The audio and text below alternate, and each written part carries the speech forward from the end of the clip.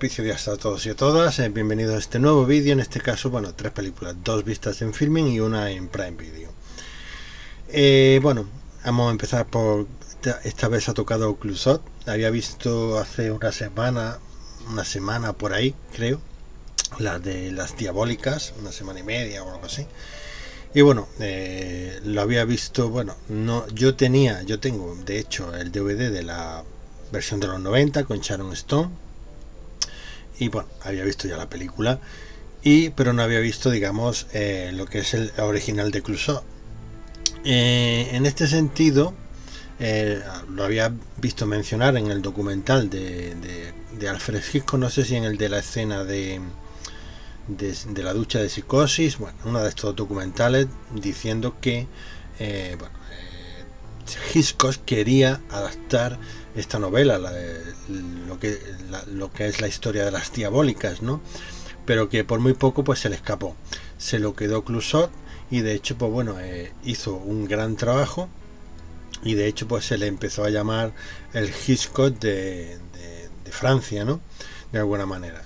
Con lo cual, bueno, esto ha tenido cierto resquemor y de ahí, pues, como Hitchcock pues, hizo Psicosis, ¿no? Un poco buscando otra novela que tuviera el mismo impacto o similar, ¿no? Y lo consiguió, evidentemente, como ya sabemos.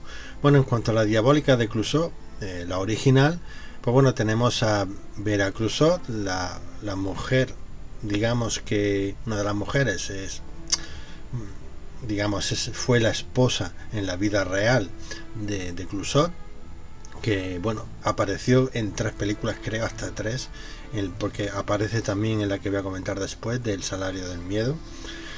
Y bueno, la verdad es que aquí está bien, está correcta, no está mal. Oye, tampoco es que sea una actriz y ya vista después en la película siguiente, no sé, no la veo muy a un nivel. Sin embargo, la actriz rubia, que se llama, el nombre es Simone Signoret. Pues bueno, encima los nombres franceses, bueno, esta actriz pues lo hace fenomenal y además le pega mucho luego al remake que lo haya interpretado Sharon Stone. Evidentemente la original, entre las dos y la moderna, pues lógicamente, aunque esté modernizada, esté incluso Chaz Palminteri y todo eso, pero bueno, la original de la Diabólica creo que gana en este caso, ¿no? En cuanto a preferencia. Tenemos que un uso muy bien administrado del suspense, la verdad es que sí, se toma su tiempo para contar la historia. Y bueno, ¿esto de qué va? Bueno, esto se trata de que, bueno, tenemos a un hombre que tiene una mujer que ha dejado ya, pasa que no está divorciado, y tiene lo que sería en este caso, al no estar casado, sería como el amante de alguna manera, ¿no? Bueno, la nueva pareja que sin estar casada con este hombre. Bueno, un triángulo un poco peculiar, ¿no? La verdad, y para la época, estamos hablando del año 55, o sea que no está mal la cosa. Y bueno, este hombre, pues bueno, digamos que bueno, es de lo peorcito que hay. Es, aparte de machista, maltratador, maltrata tanto a la amante como a la otra, la trata como si fuera una propiedad suya, una cosa horrible. Trata mal a los alumnos, en fin, que es un prenda, vamos. ¿Qué pasa? Que estas dos mujeres, hartos de sus abusos, pues planean el asesinato de este señor, ¿no? Y bueno, cuenta la historia de cómo, bueno, ejecutan un poco ese plan, ¿no? Y en fin, la cosa no sale todo lo bien que se quisiera, ¿no? Para no contar un poco más, entonces todo esto se complica e interviene un inspector, un detective, un policía, donde tenemos, si conocéis a Colombo, tenemos, como ya lo dijo ya García en su momento, en el programa este que tenía de Qué grande es el cine, pues bueno, es el precursor del personaje de Colombo. Si bien Peter Falk hizo suyo el personaje con sus características muy determinadas, pero es una clara, evidente inspiración en el policía que tenemos aquí en esta película, ¿no? Con lo cual Colombo no es que sea una cosa totalmente original, sino que bebió precisamente de este personaje policía de de esta película. Y ya digo, pues, mantiene bastante bien el suspense, no se hace aburrida, se hace entretenida, tiene un ritmo normal, no es acelerado, se toma su tiempo, como ya digo, y oye, está muy bien. La verdad es que Clouseau aquí se salió. La verdad, no me extraña que tuviera tanta buena crítica en este sentido, porque creo que hace una película bastante muy buena. Y además, bueno, supongo que la historia también, no solo, porque a veces no solo es contar la historia, sino cómo ejecutas o presentas esa historia al espectador en el lenguaje cinematográfico, y creo que lo hace perfectamente, y tiene unos planos y unas historias que la verdad es que chapó, nunca mejor dicho.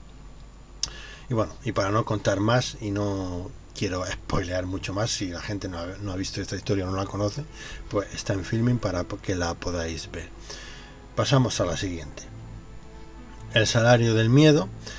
Yo había visto Carga Maldita de William Friedkin, que a mí me gusta mucho. Y bueno, y en cuanto a las dos películas, evidentemente como película, pues podremos decir que es mucho mejor la del Salario del Miedo como película, pero como preferida, yo prefiero la de William Friedkin. Yo francamente, yo es mi gusto.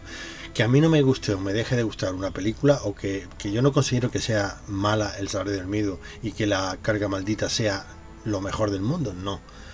Simplemente que me gusta más, ¿no? Por lo que sea. Cómo están presentados los personajes, me gusta más la presentación, ese pasado, digamos, me gusta más que tengan pasado. En la versión de Clouseau, pues se centra mucho en el presente de los personajes, no apenas hay referencias a un pasado, si es que la hay, pues no recuerdo yo ni me acuerdo, ¿no?, de que hayan mencionado cositas así muy importantes, ¿no? Y ya digo, pues a mí me interesa, y sobre todo en la versión más moderna, la de William Friedkin, tenemos la escena del puente, que es brutal, me parece brutalísima, ¿no? Y bueno, en cuanto a esta, que es la que me ha llevado aquí a comentar, pues bueno, ¿de qué va el Salario del Miedo? Pues tenemos una serie de personajes con un pasado un poco en entredicho, podemos decirlo, y que han llegado de alguna manera a un pueblo perdido. Es un pueblo ficticio, que es la película, un pueblo por ahí perdido del mundo, muy pobre, y que apenas sin trabajo, apenas hay trabajo y no se gana dinero suficiente. Se puede llegar fácil, pero luego salir de allí para comprar un billete de avión es casi imposible, ¿no? Poder ganar o juntar el dinero para poder salir de allí, ¿no? Más cuando no tienes nada, estás sin blanca, ¿no? Y bueno, aquí los personajes, pues con algunos más mejor suerte que otra, se van con sus diferentes pillerías y su forma de vivir en aquel pueblo, pues bueno, se van apañando. Bueno, estos personajes les llega una oportunidad, hay un accidente en un oleoducto petrolífero, y bueno, y para poder atajar y cortar ese accidente, porque sale el tema este de que sale mucho fuego y tal, y que no se puede apagar, extinguir ese incendio, sino de alguna manera o enterrando o haciendo explosionando alrededor para que se entierre aquello o algo por el estilo, ¿no? O acabar de alguna manera en este sentido.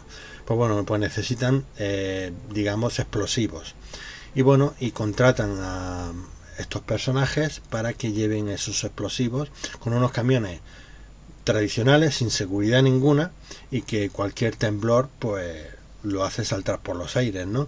Lógicamente les pagan, pues son 2 camiones a $5.000 por camión, pues claro, se le hacen los ojos chiribitas a los habitantes del poblado para poder apuntarse a tal cosa, ¿no?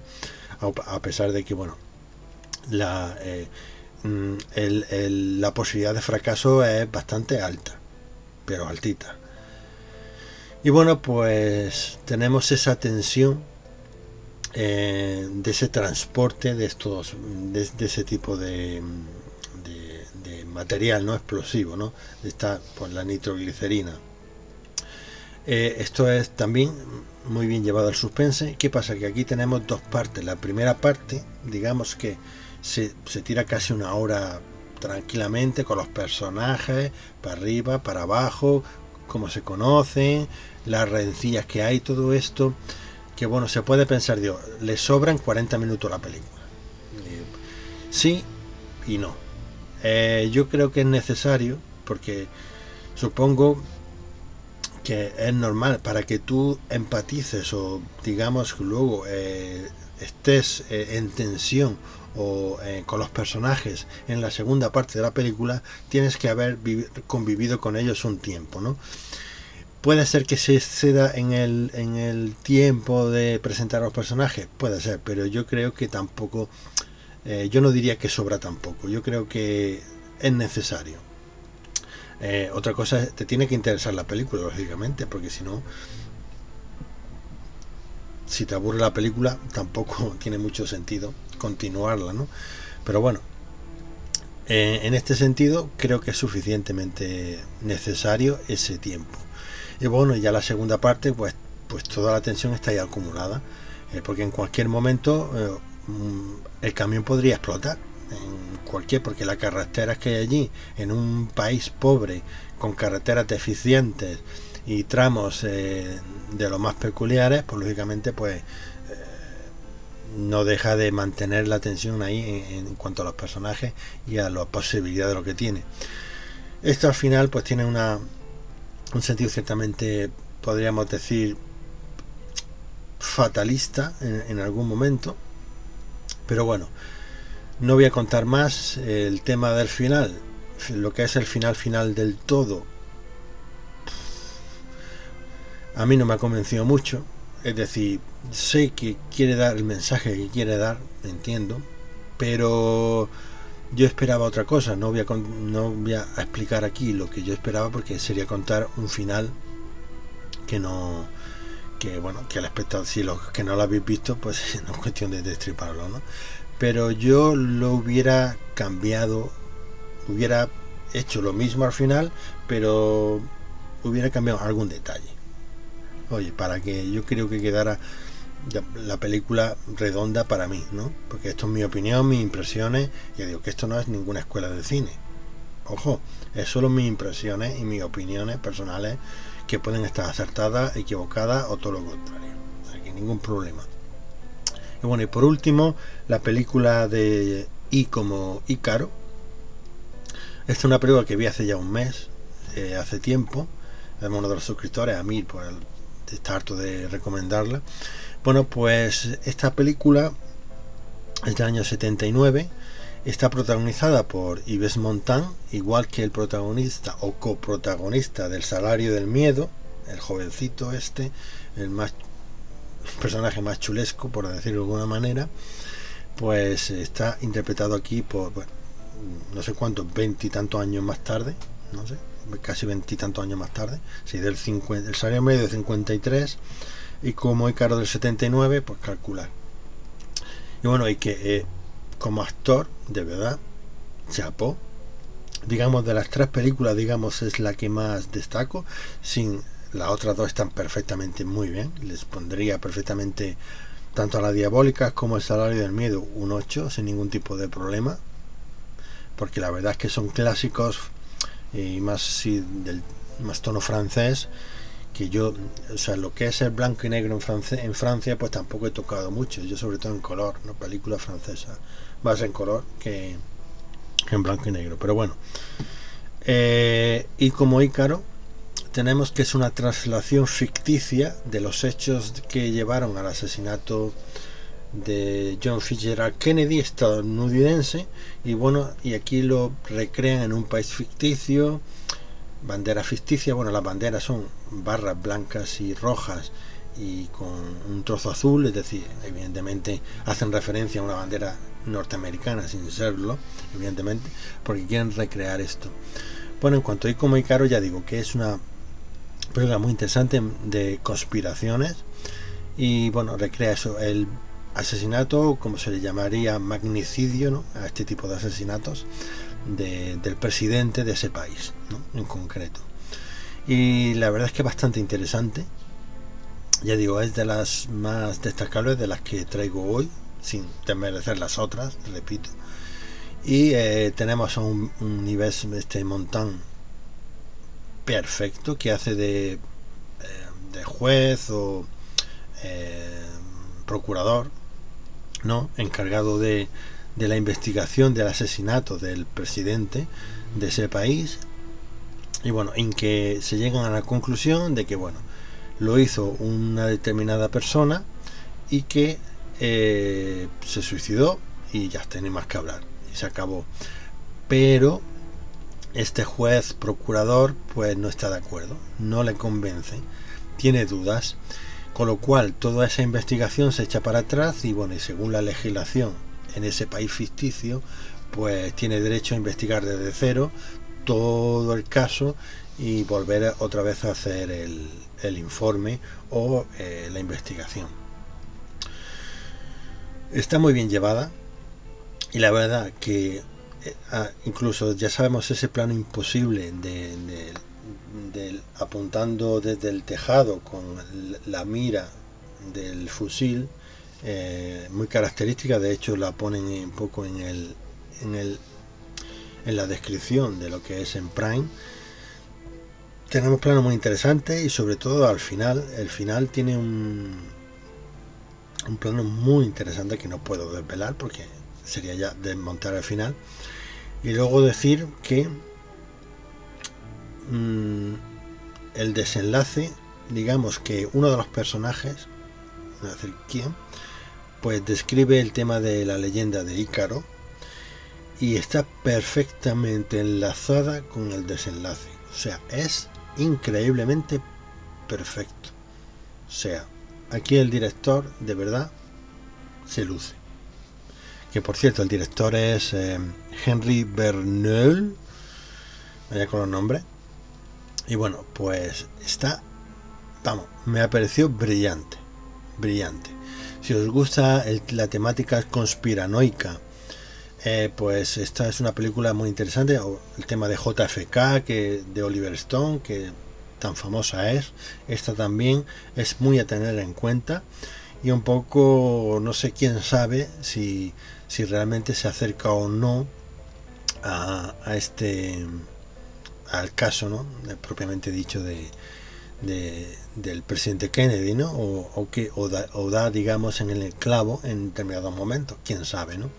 Decir que el personaje el tirador, el que digamos supuestamente es el culpable del hecho, que luego se descubre que ahí hay algo más. Lógicamente, además, desde el principio de la película está claro que hay una conspiración, o sea, nos lo deja claro, es decir, antes en los primeros minutos.